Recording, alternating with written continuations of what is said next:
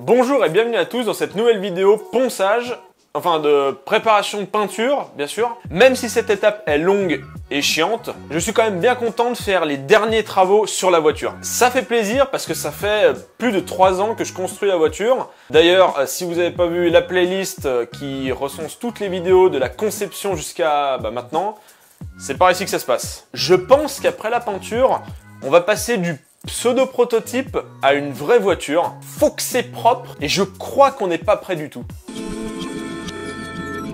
Bonjour et bienvenue dans ce bulletin rapporologique Car Vertical, le sponsor de cette vidéo. Nous voici devant le rapport détaillé d'une Peugeot 508, trouvé notamment grâce à son numéro de châssis ou sa plaque d'immatriculation. Nous avons donc visiblement une voiture qui n'a pas été volée, mais qui est néanmoins accidentée, suivie d'une perturbation kilométrique. Ce n'est pas bien. Comme vous le voyez, le véhicule est resté en France, et d'après les bases de données des voitures volées de la Slovénie, de la Tchéquie, de l'Ukraine, de la Lituanie, des Pays-Bas, de la Roumanie, de la Hongrie, du Canada, de la Finlande, etc. Je vais pas tous les faire. La voiture n'a pas été volée dans ces pays. Pour la suite, nous avons un flux de kilométrage normal entre 2016 et 2019, puis une perturbation pas gentille du tout, inhabituelle et étrange, due à un anticyclone d'escroc, pour vendre la voiture beaucoup plus cher que ce qu'elle vaut. Les dommages suite à l'accident maintenant. Localisés sur le sud-ouest du véhicule et en partie sur le pare-brise. Bien sûr, toutes ces infos, vous les trouverez dans Car Vertical. Pour cela, il vous suffit de faire un rapport détaillé de la voiture que vous voulez acheter. Ça fonctionne aussi pour voir l'historique de votre propre voiture. Je vous mets bien sûr les liens en description de cette vidéo. De retour sur la vidéo. Bon, souvenez-vous, la dernière fois, j'avais commencé à démonter la voiture, à mon grand désespoir, pour sculpter la voiture et l'ajuster nickel chrome. Dans cette vidéo, on va parler de calage, de ponçage. On reviendra dessus, vous inquiétez pas pour ceux qui n'ont pas compris. Et pour mener à bien les opérations, je serai accompagné de certains potes qui sont du métier, et notamment de Maxime, de l'atelier Selfmade. Alors l'atelier Selfmade, qu'est-ce que c'est? C'est un atelier, oui, enfin bon, ouais, qui fait des customisations peinture sur plusieurs supports, donc comme des casques, des motos. Leur spécialité, c'est vraiment de faire du sur-mesure, donc vous donnez votre idée et eux, ils réfléchissent et ils vous sortent un truc peint trop classe. Donc je vous mets les liens en description de la vidéo pour rejoindre l'Instagram, leur Facebook, enfin plein de trucs. Donc n'hésitez vraiment pas à les contacter pour un projet peinture si vous avez des trucs comme ça. Ça leur fera plaisir. Allez, on poursuit cette préparation peinture de la GT40. C'est parti. Ah oui aussi avant, n'hésite pas à t'abonner si c'est pas déjà fait. Allez, c'est parti.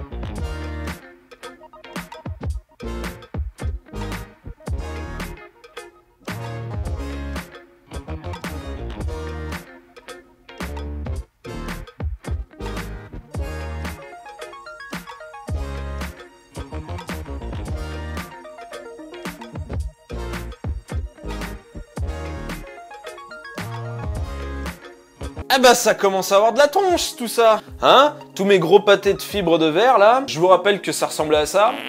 Et aujourd'hui on en est à ça quand même. Donc c'est plutôt cool. Tu regardes les anciennes photos du contour de pare-brise, il y a quand même de l'amélioration on va dire. De l'amélioration, oui. La carrosserie est enfin terminée d'ajuster.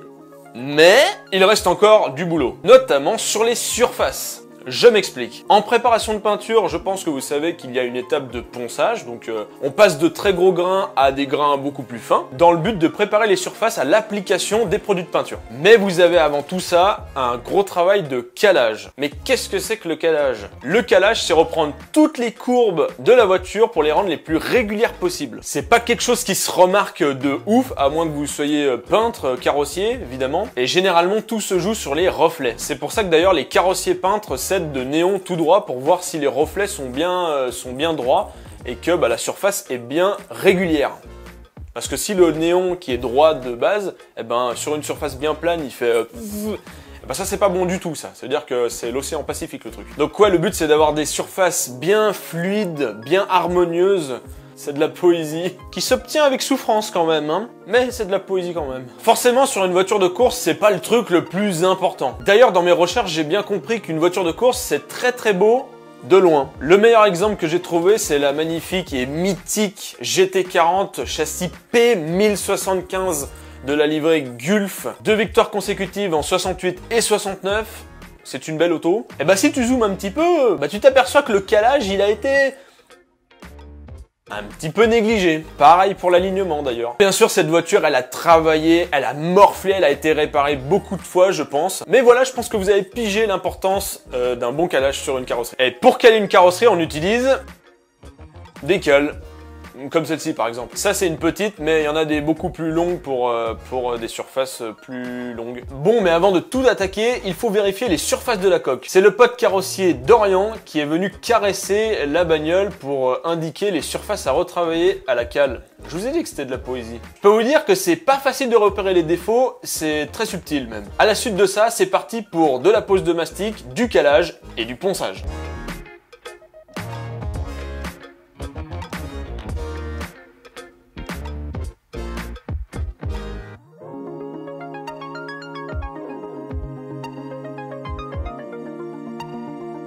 Bon Maxime, qu'est-ce que tu fais?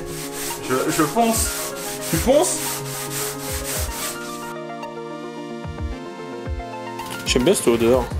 J'adore aussi. Mais c'est pas bon. Bah voilà, on a trouvé les futures couleurs de la GT40. Pourquoi il est rouge? C'est pour savoir en fait si tu l'as bien mélangé. Putain, ça fait tomber un bout. Ouais, désolé.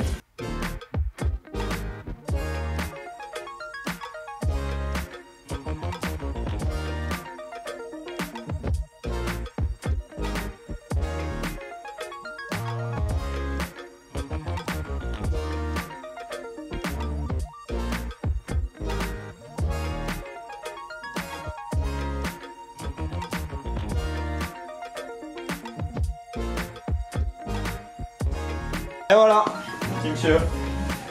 Putain, tu nous as fait un chien, non? C'est un chien. Ouais, ça ressemble à un chien. À ses oreilles. Bon les copains. Oula. On se retrouve. Ça fait combien de temps que je suis en train de poncer là avec les collègues carrossiers peintres? Ça fait bien 1 mois et demi, hein. Ouais, 1 mois et demi que on est là-dessus. Alors là c'est le calage, voilà, le calage avec bien sûr les petites cales ici. D'ailleurs, elles sont vachement pratiques celles-ci, hein. Je vous invite à aller voir en description, j'ai mis un lien. Tu peux mettre les disques ronds de ponceuse orbitale. Bref, je pense qu'après quelques heures de ponçage, il y a moyen aussi de les détester ces petites cales, parce que c'est vrai que c'est hyper relou en fait de poncer une carrosserie. Boulot, c'est du boulot. Tout ça là, les petits creux là, toutes les petits détails, ça, tout ça, tout est à poncer, absolument tout. Et bien sûr, on commence par du grain, ça peut aller du 80, ensuite on est au 120, ensuite on va au 180, ensuite au 240, ensuite au 320, et ça il faut le faire à chaque fois avec chaque grain de papier de verre, il faut poncer l'intégralité de la carrosserie pour enlever les rayures de l'ancien papier de verre. Donc tu vois, c'est beaucoup de boulot. Mais en fait, c'est parce que ouais, c'est vrai que ça rend un peu fou. Parce que en même temps, c'est un peu la dernière étape de la fabrication de cette voiture. C'est l'étape la plus importante. C'est l'étape où, mine de rien, bah, on ponce. Donc, par exemple, ici, vous avez une magnifique surface poncée au 120. Et ici, vous avez une magnifique surface poncée au 180. Est-ce que vous voyez la différence entre les deux? Moi, je ne la vois pas, voilà. Donc c'est vrai que c'est un peu pénible de faire du travail qui ne se voit pas sur le moment. Attention, sur le moment, ça ne se voit pas. Par contre, une fois qu'on aura appliqué la peinture dessus, eh ben, si la préparation dessous, elle était dégueulasse, eh ben, ça va se voir. Vous voyez toute cette belle mécanique là? Eh ben, ça, on s'en fout complet parce que la carrosserie, bah, ça cache tout. Et si la carrosserie, elle est dégueulasse, eh ben on verra que la carrosserie, on dira bah putain, elle est pas très belle ta caisse. Il faut vraiment se donner à fond sur cette préparation peinture, c'est le plus important pour finir cette belle réalisation que je suis en train de faire depuis maintenant 4 ans. Ce serait un peu bête de tout foirer. Enfin voilà, on retourne au ponçage et puis voilà.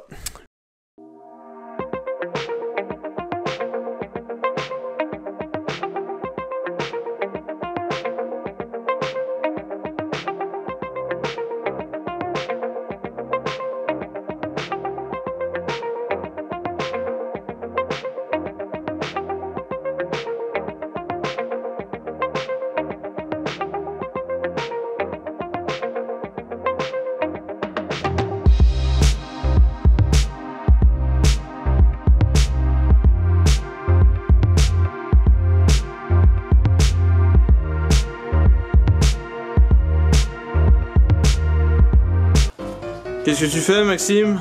Bah je mastique.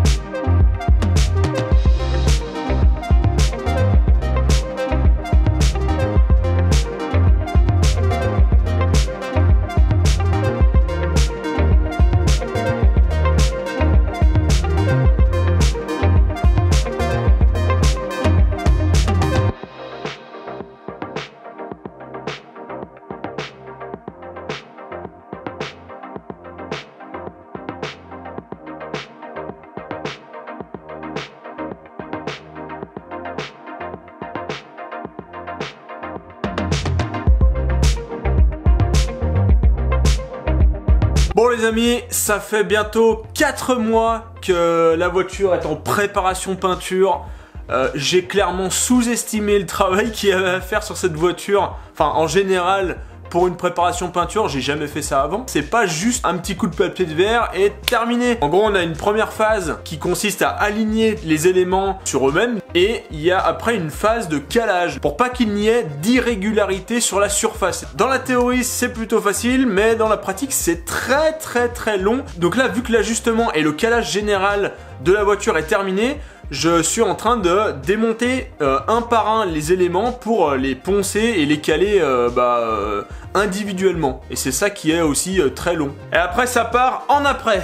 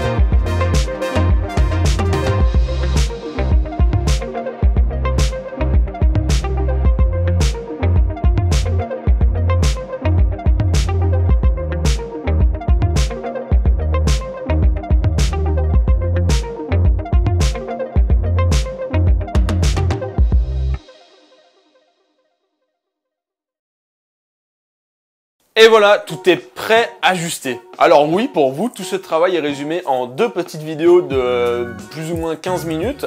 Mais en réel, ça représente plus de 4 mois de travail. Si c'est pas 5, je sais plus. J'en profite pour rajouter des petites bavettes garde-boue sur le capot avant pour éviter de bousiller la future peinture. J'ai vu ça sur plusieurs GT40 et c'est un petit détail sympa. Je fais ça avant peinture pour éviter de percer et risquer de craquer la peinture après. Ça sera bien sûr rifté par la suite.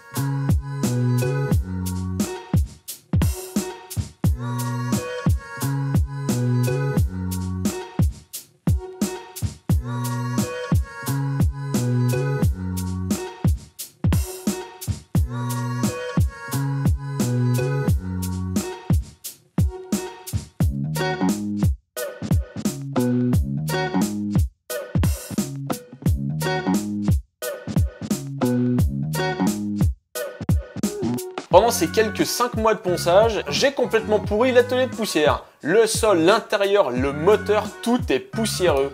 Et là, le Foxé propre n'a jamais été aussi concret. Vu qu'on est scientifique ici, je voulais savoir quelle masse de poussière j'avais produit. Bien sûr, aucun gaspillage. J'ai tout filé gracieusement à la boulangerie la plus proche. C'est pas comme ça qu'on fait de la farine? Ah bon?